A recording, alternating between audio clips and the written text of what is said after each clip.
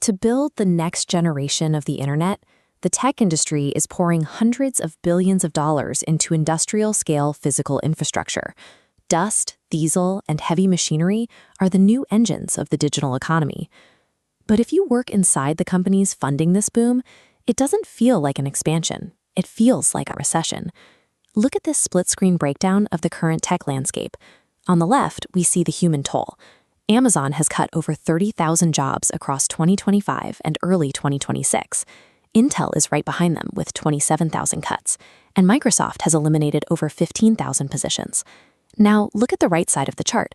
At the exact same time, physical data center construction is exploding. Texas currently has 140 individual facilities underway, and Virginia is building 136. These two extremes are directly connected. Corporations are actively liquidating their human workforce to pay for physical servers and land. If you have a career or capital tied up in the tech sector, you have to ask yourself a very direct question. Are you standing in the department being liquidated or the one being built? Right now, corporate capital is moving aggressively from human software roles into physical hardware. Understanding this capital reallocation is the most reliable signal for where the industry is heading. For the last decade, tech companies hired expansive software and management teams. Today, they look at that human headcount as a bloated operational expenditure, or OPEX, that drains capital away from their core goals. Consider the payments company Block. In a single reorganization, they slashed nearly half of their entire workforce, eliminating 4,000 jobs.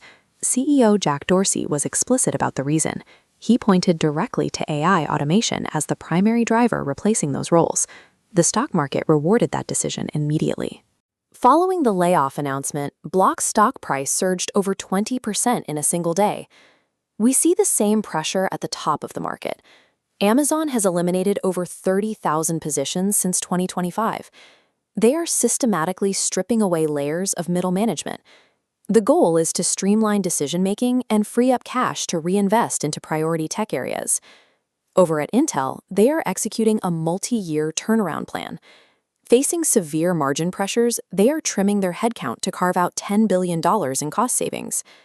By executing these deep workforce reductions, companies achieve rapid profitability and free up investment capital.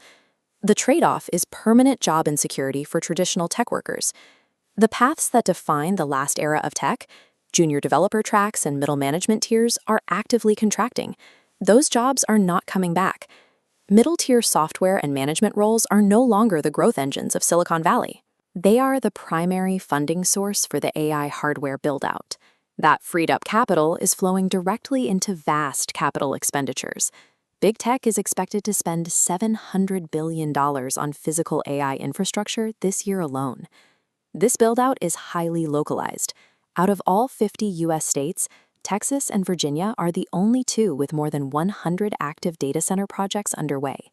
Developers are fighting for space in these specific regions because they offer deep fiber optic connectivity and an established cloud presence. But this hyper-concentration has hit a hard physical limit. You can only build as many servers as you can power. These sprawling facilities demand an astonishing scale of electricity. In fast-growing markets, that demand is already pushing local power grids to the brink of failure. Then there is the cooling requirement. Data centers consume significant amounts of water, sparking fierce community resistance and threatening to stall future deployment timelines entirely. To keep the AI boom alive, developers are fleeing saturated markets. Look at this map. Growth is exploding in places like Georgia and Pennsylvania, where companies are buying up disused industrial sites. Because they can't rely on local grids, these new facilities are increasingly co-locating dedicated energy generation with direct connections straight into the data centers. Securing thousands of acres and building private power plants dramatically extends construction timelines. Investing in physical infrastructure is a much slower and far more volatile game than deploying software updates. All of this land, water, and power is required just to keep these high-density server racks running, the complex calculations required for artificial intelligence. The ultimate ceiling for the tech industry is no longer digital code. It is dictated entirely by the strict physical boundaries of concrete, land, and electricity. So, how do you protect your career and your capital when the rules of the entire industry are changing? The era of zero interest rate software bloat is over. Tech is now an industrial game of physical resources, and you have to position yourself accordingly. This quadrant chart identifies where the growth has migrated. We weigh career and investment risk on the bottom axis against growth potential on the side. Down here in the high-risk, low-growth zone, we have traditional software developers, legacy management, and anyone writing undifferentiated code.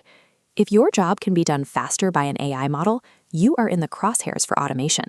These roles must be abandoned or heavily upskilled before they are liquidated entirely.